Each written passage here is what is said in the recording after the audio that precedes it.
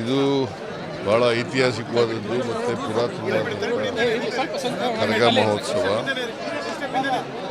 ಕರಗ ಮಹೋತ್ಸವಕ್ಕೆ ಹಿಂದೆ ಒಂದು ಸಾರಿ ಬಂದಿದ್ದೇನೆ. ಬಂದು ಭಾಳ ಹೊತ್ತು ಕೂತಿದ್ದೆ. ಕರಗ ಮೆರವಣಿಗೆ ಪ್ರಾರಂಭ ಕೂತಿದ್ದು, ಆಮೇಲೆ ಹೋದೆ.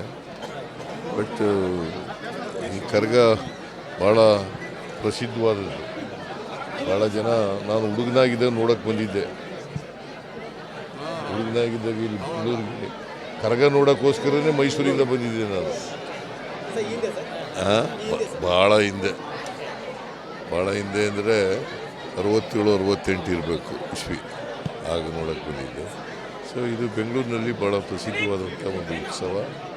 ಇದನ್ನು ನಾವು ಇದಕ್ಕೆ ನಮ್ಮ ಸರ್ಕಾರದಿಂದ ಎಲ್ಲ ಪ್ರೋತ್ಸಾಹ ಮಾಡ್ತಾಯಿದ್ದೀವಿ.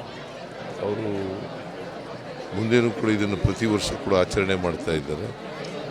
ಇದನ್ನು ಭಾಳ ಜನ ಇದನ್ನು ನೋಡ್ತಾರೆ.